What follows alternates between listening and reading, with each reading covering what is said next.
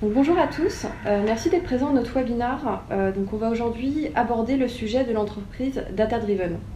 Donc effectivement, c'est un sujet qui revient assez souvent parmi les entreprises qui nous sollicitent et c'est la raison pour laquelle on a souhaité aborder ce sujet aujourd'hui, donc à savoir comment mettre en place une telle organisation, par quoi démarrer et quels sont les points de vigilance à prendre en compte lorsqu'on se lance dans un tel chantier. Donc n'hésitez surtout pas à mettre vos questions et vos commentaires dans le chat afin qu'on puisse y répondre. J'ai le plaisir d'avoir aujourd'hui autour de la table donc, deux invités. Kaïs Soltan qui est donc lead et manager Data et Analytics et Big Data au sein de l'entreprise Forestia, ainsi qu'Abdelaziz Joudar, président du groupe Data Value Consulting. Donc, merci à tous les deux d'être présents. Tout d'abord, Abdelaziz, pourquoi aujourd'hui s'intéresser à l'entreprise Data Driven ? On s'intéresse aujourd'hui à l'entreprise Data Driven parce que l'exploitation des données présente un avantage concurrentiel. Donc pas besoin de rappeler que les plus grosses valorisations en Chine et aux US, c'est des entreprises qui sont des entreprises qu'on peut appeler data-centric parce qu'ils sont tout misés sur la data. Et comme vous le voyez sur ce slide-là, aujourd'hui, investir sur la donnée peut, bien sûr, comme je l'ai rappelé, présenter des avantages concurrentiels, mais ces avantages concurrentiels vont, je dirais, se répartir sur plein de domaines. D'abord, l'innovation, créer de nouveaux produits, créer de nouveaux services, traiter les appétences des clients et des prospects sur ces produits et pouvoir les tester bien avant. La connaissance client, aujourd'hui, on voit que le marketing est en quête perpétuelle de fidélisation, de scoring de tout genre pour pouvoir en tout cas mieux vendre plus et fidéliser les clients. Donc là, la data a prouvé quelle était l'arme fatale pour ce genre d'opération. Et puis on a toute la partie excellence opérationnelle et notamment tous les projets, quand on regarde un peu le marché français, qui se sont intéressés notamment à la maintenance prédictive, parce on connaît aujourd'hui mieux les coûts des pannes, et notamment dans le transport grand public, dans l'industrie, etc. La data peut aussi aider pour réduire en tout cas la récurrence des pannes. Et puis on a la maîtrise des risques. Aujourd'hui, Data Value, petite entreprise spécialisée dans je dirais la valorisation de la data, a été sollicitée par de nombreux clients qui ont investi dans la détection de fraude. Donc on le fait pour de grands clients comme la douane, pour des acteurs bancaires, pour des institutions et des ministères. Donc aussi, la data, son exploitation se révèle aussi très très importante pour pouvoir en tout cas maîtriser ces risques. Et puis on a toute l'agilité opérationnelle, la revue de process, l'optimisation de la logistique, etc. qui aujourd'hui, grâce à la data, se révèle je dirais, perméable en tout cas aux innovations que peut apporter cette technologie. Voilà. Très bien, merci beaucoup Abdelaziz, c'est intéressant, merci pour ce panorama des objectifs et des enjeux auxquels la data répond. Du coup, Kaïs, vous avez un parcours très riche avec des responsabilités dans de grands groupes, La Poste, Forestia aujourd'hui. Finalement, le pilotage dans les entreprises, il existe depuis une vingtaine d'années. Et qu'est-ce qui caractérise pour vous ce qu'est l'entreprise Data Driven ? Très bien, d'abord merci à tous. Je vais d'abord rappeler le contexte. D'abord, nous sommes tous aujourd'hui d'accord que la data et l'IA sont aujourd'hui un enjeu stratégique pour tout le monde. Et tous les secteurs aujourd'hui sont concernés par la data et l'IA. Ensuite, la situation actuelle a accéléré la digitalisation et l'usage de la data, surtout l'année dernière, qui démontre bien que les entreprises qui sont résilientes en 2020, ce sont celles qui utilisent le digital autour de la data, l'IA et le cloud. Donc ça, c'est le contexte qui est partagé par tous. Ajouter à ça, la technologie est aujourd'hui disponible et mature, avec des coûts très réduits. Le cloud computing permet d'accélérer et d'apporter de l'agilité pour les entreprises. les acteurs majeurs du cloud ont énormément anticipé cette tendance, ainsi que les providers aussi, ou les éditeurs de la data, les acteurs de la data. Donc aujourd'hui, pour la data, il y a le choix technologiquement entre des solutions en mode IaaS ou PaaS, ce qui n'était pas le cas il y a 2 ans. Donc la technologie est vraiment au rendez-vous aujourd'hui. Donc ça, c'est le contexte actuel. Donc pour répondre à la question, ce qui caractérise une entreprise data-centrique, en premier lieu, c'est simplement de considérer la data comme une valeur pour l'entreprise et non plus un coût. Donc la data devient créatrice de valeur. Voilà. Ça, c'est le premier point. Le deuxième, je dirais une conscience collective au niveau des entreprises qui ne réfléchit plus en mode silo. Donc chaque métier ou avant chaque métier était concentré sur ses data et à la limite on dirait que la data appartient à un métier. Ça, c'est plus du tout le cas. Aujourd'hui, on parle plus de data de l'entreprise afin de apporter une performance globale à l'entreprise. Donc tout ça caractérise pour moi une entreprise data-centrique. Très bien, merci beaucoup Caïs, effectivement c'est très intéressant.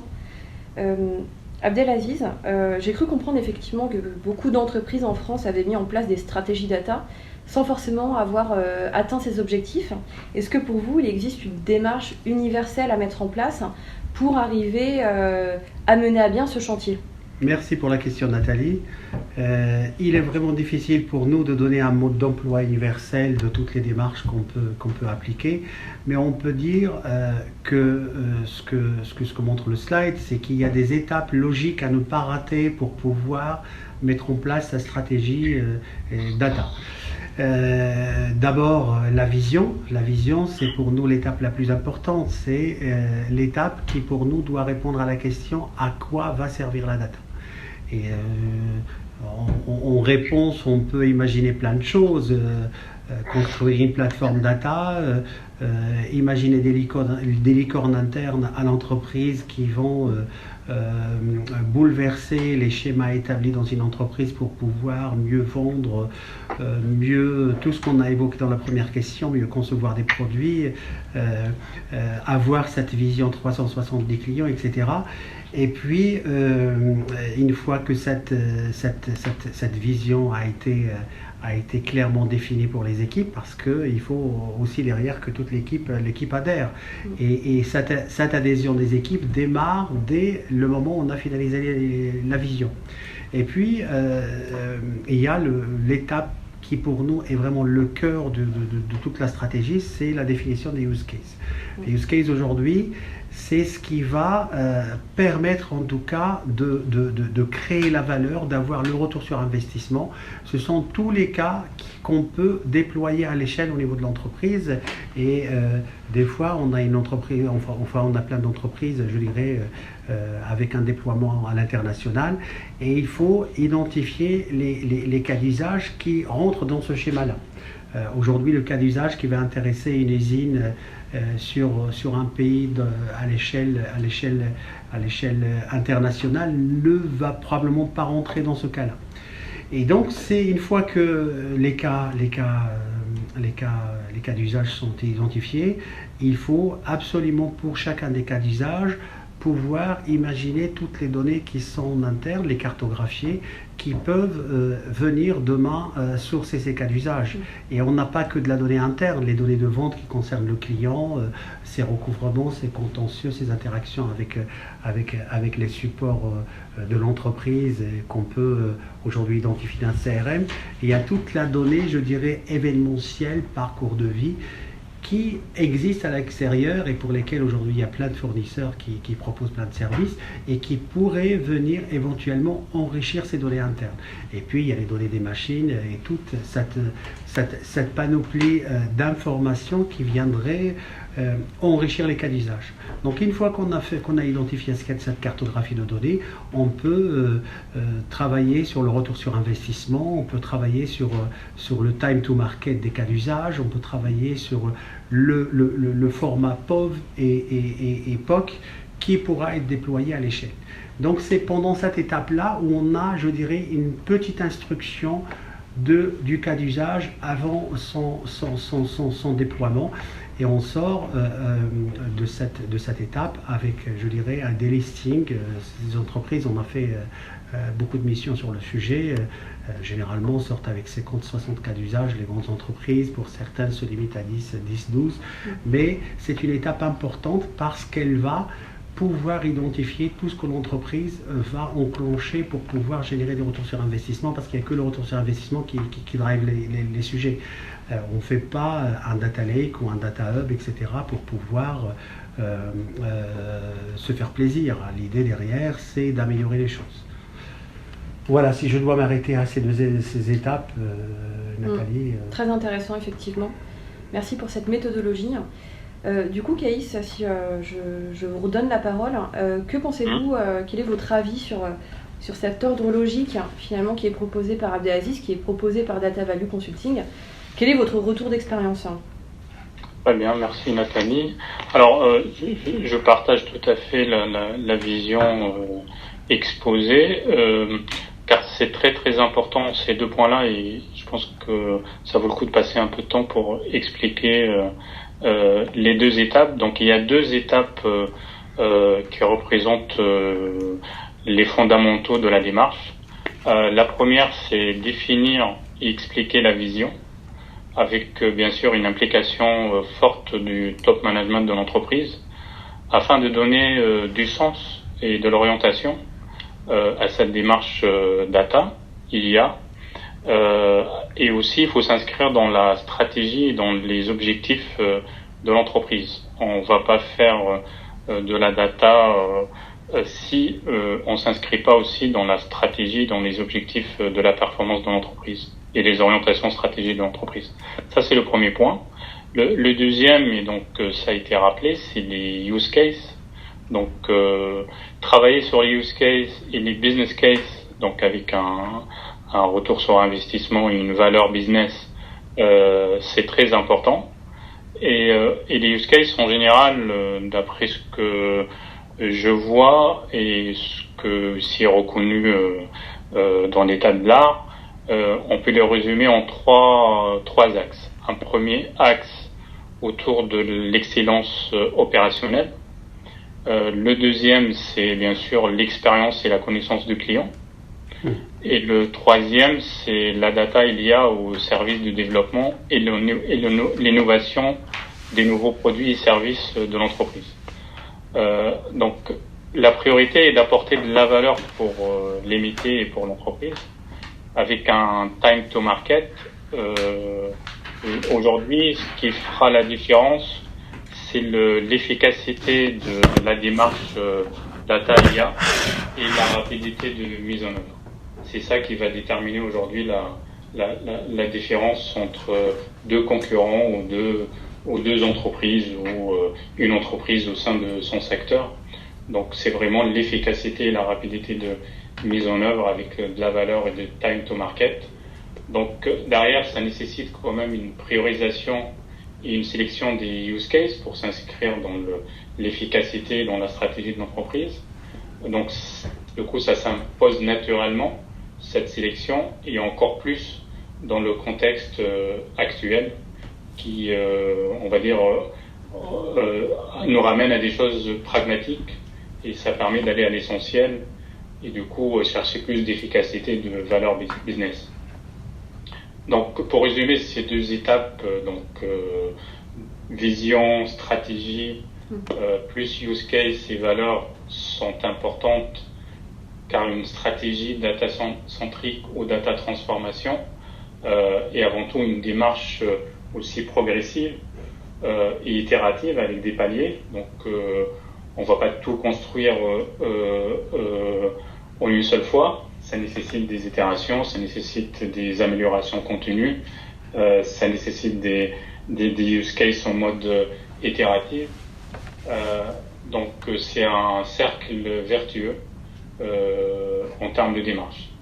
Donc commencer par ces 2 étapes permettra de bien poser le problème qu'on souhaite résoudre et les différents enjeux métiers auxquels on veut répondre. Et aussi ça permet de définir les objectifs et donner une feuille de route bien claire. Donc il faut aussi éviter de tomber dans le piège de prendre le sujet uniquement sur l'angle de la technologie. La technologie, bien sûr, c'est important. C'est aussi un moyen pour aller vite, pour générer de la valeur rapidement, mais il n'est pas seul. Donc, il faut éviter juste de faire des data lakes juste pour dire on fait un data lake. Donc il faut traiter les choses par la valeur business. Très bien. Effectivement, c'est très intéressant de partir vraiment du cas d'usage, de la vision, avant même de réfléchir aux plateformes, aux moyens, etc. C'est vraiment ce qui permettra de mettre en place une feuille de route qui puisse aboutir vraiment à la création de valeur. Et c'est ce qu'on appelle la data transformation, c'est ce que tu as évoqué. Et pour le coup, je trouve que c'est vraiment très intéressant. Alors, sur ce schéma, j'observe une barre verte, organisation, ressources, delivery, change management. Donc finalement, Abdelaziz, quel est le rôle de cette partie-là? Cette partie-là, une fois qu'on a identifié les cas d'usage, pour nous, c'est vraiment le cœur du réacteur. C'est l'organisation, le change management, le modèle de delivery, les ressources, etc. C'est l'étape qui, pour nous, va poser l'organisation et va préparer la conduite du changement de toute l'entreprise pour passer, je dirais, de silos à des projets transverses. La phrase qu'on entend énormément chez nos clients, ce sont mes données, les données du marketing, les données de la RH, les données de la logistique, et je ne veux pas les partager. Dans cette étape-là, la définition de l'organisation et le change management, on construit les transversaux de l'organisation data centric.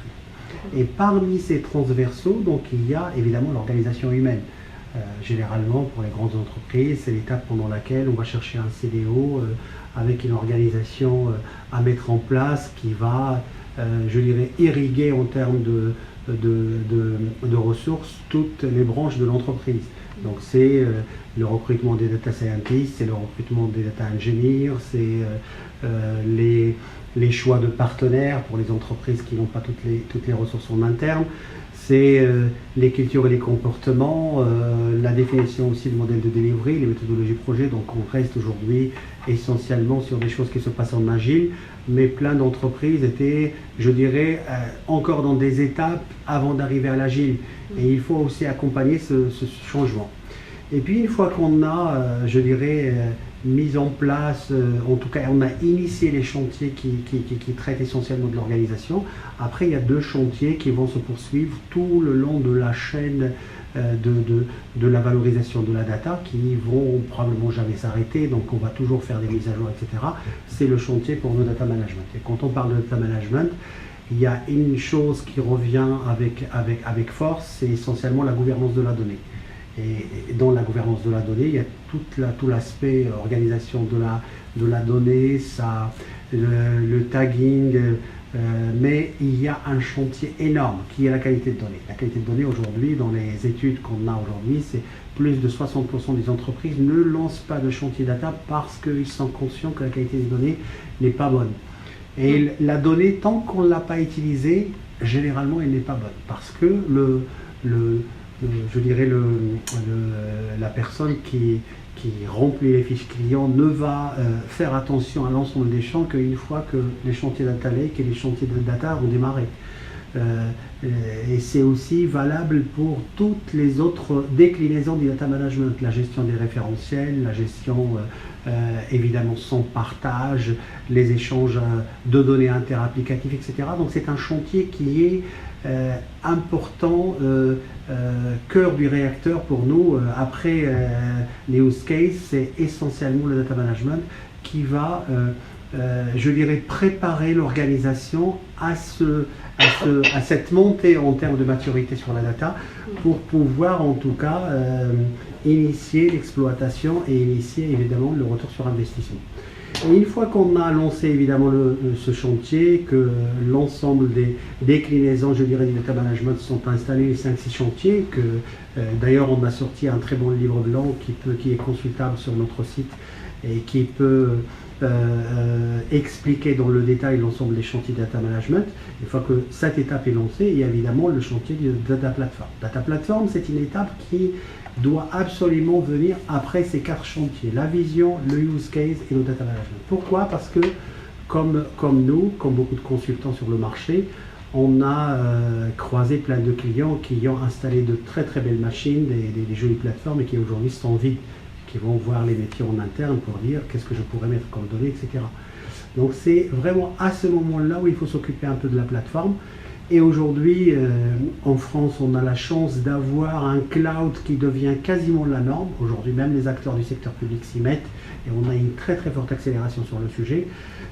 Donc ce chantier de data platform est un chantier important. Choisir ces technologies, choisir les intégrations avec le SI, choisir l'intégration du gros projet data dans le legacy interne de l'entreprise, ce sont évidemment les chantiers à traiter dans le cadre de cette question et puis s'assurer aussi qu'il y ait un lien entre toutes ces branches pour pouvoir rester dans tout ce qui est cohérent et tout ce qui est transverse pour le gros projet à atteindre, à savoir arriver à ce niveau de maturité data-centric de l'entreprise. Très bien, merci beaucoup. C'est vraiment très clair. Du coup, pour rester sur cette partie-là, la partie data management et ce qui s'ensuit, Caïs, de votre côté, quel est votre retour d'expérience? Alors, c'est un sujet, on va dire, qui n'est pas le plus simple, pour dire que c'est le sujet le plus complexe à traiter. Pourquoi complexe? Parce que il y a plusieurs facteurs qui rentrent en jeu dans l'organisation de l'entreprise, aussi la maturité de l'entreprise et aussi le choix des partenaires avec qui on travaille, parce que si on ne prend pas des partenaires qui sont des vrais acteurs de la data, qui ont dans leur ADN la data, on va passer à côté de ce chantier qui est majeur pour la data transformation. Donc data value, je pense que vous avez très très bien compris la chose. D'ailleurs, data value, ça résume bien le sens de ce qu'on est en train de dire. Donc je pense que c'est des choses qui sont dans votre ADN dès le début de la création de data value. Donc le data management permet de structurer la transformation en data. Il s'agit d'abord de définir une gouvernance autour de ça. De traiter, comme ça a été dit, le sujet de la qualité des données, un sujet très important parce que la qualité de la donnée va déterminer l'efficience des use cases.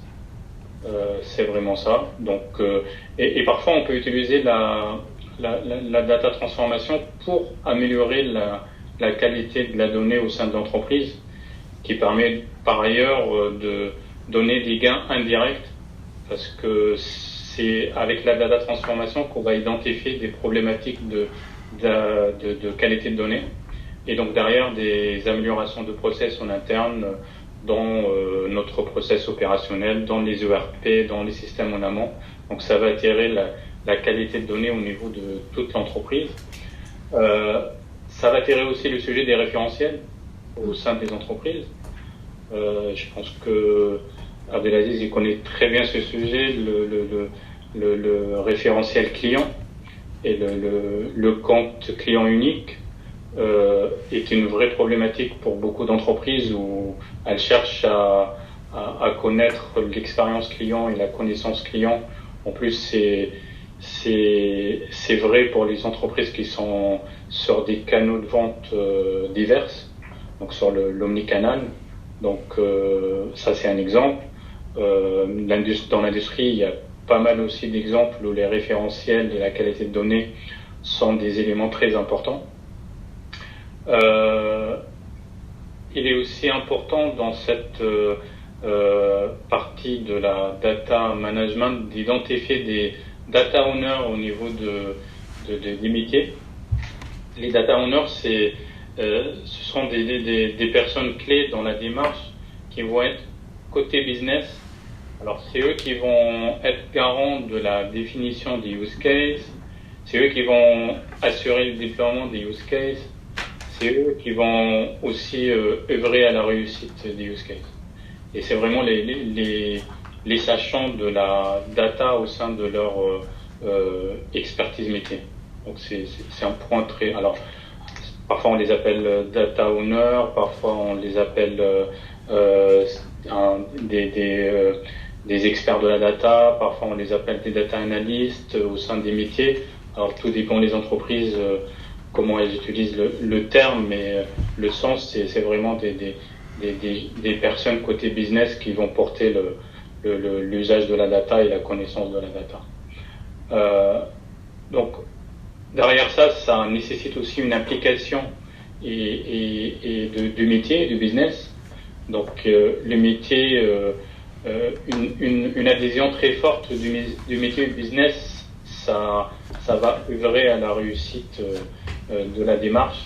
C'est vraiment les fondamentaux pour la réussite de la data transformation et l'usage de la data et de l'IA au sein de l'entreprise. Si je reviens sur tout ce qui est data platform, comme ça a été dit, les acteurs de cloud avec des solutions en mode IaaS, PaaS, aujourd'hui il y a vraiment tout sur étagère pour aller vite. Le seul point qui reste à traiter, sur lequel il faut être vigilant, c'est les ressources. Les ressources et les partenaires avec lesquels on choisit de travailler. Donc les ressources, elles existent, mais elles sont rares. Et aussi, quand on intègre des ressources dans les équipes, il faut aussi savoir les fidéliser et les garder. Parce que aujourd'hui, ce qu'on constate, c'est que le management de ces équipes ou avoir un leadership au sein de ces équipes, c'est très important pour toujours les motiver, toujours leur donner des sujets où il y a un fort challenge. Donc c'est des profils et des compétences qu'ils ont besoin de challenge, qu'ils ont besoin de sens, et c'est de plus en plus vrai. Donc le rôle de leadership et du manager est de plus en plus important. Et bien sûr les partenaires, donc pour moi c'est très très important de choisir des partenaires comme Data Value qui ont l'usage de la data et tout ce qu'on vient de décrire dans l'ADN de leurs consultants, de leurs experts, de leurs dirigeants. Donc c'est avec des partenaires de ce type Data Value qu'on arrive à gagner du temps et à gagner en efficacité. Je reviens sur les ressources et les compétences. Donc, ressources et compétences, c'est très lié. Donc, elles existent, mais elles sont très rares. Et aujourd'hui, avec la prise de conscience d'aller de plus en plus vers la data et l'IA, il va y avoir, on va dire, une concurrence forte pour avoir ces ressources dans les équipes. Donc, il faut être vigilant sur ce point-là. Et donc, qu'est-ce que je peux rajouter après? La méthodologie, bien sûr, sur ce type de démarche, on est sur des méthodologies de travail agile, avec des itérations, et aussi de DevOps. Donc, qui dit le data IA avec une composante cloud, c'est forcément de DevOps derrière.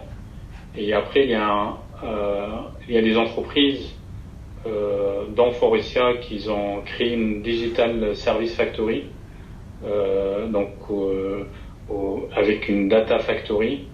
Et c'est un élément aussi très important pour structurer la démarche et pour avoir des équipes d'experts au niveau de la Digital Factory qui vont être d'abord des experts et avoir les bonnes compétences, et aussi pour œuvrer de la scalabilité et le passage de l'échelle des use cases. Parce que en général, quand on lance un use case, on s'assure qu'il fonctionne sur un périmètre donné ou restreint, et dès la réussite, on cherche à passer à l'échelle et à faire une scalabilité. Et si on n'a pas une démarche Digital Factory ou une Data Factory qui, dès le départ, elle va réfléchir à ces problématiques-là de passage à l'échelle et de scalabilité, il y aura des difficultés par la suite si on ne tient pas compte de ça en amont, de pouvoir passer à l'échelle. Et bien sûr, dire passer à l'échelle, ça veut dire qu'on va générer de la valeur de plus en plus importante pour l'entreprise. Donc voilà, si je résume la barre bleue en termes d'organisation, ressources, delivery, change management, ainsi que la data management. Après, il n'y a pas une réponse unique.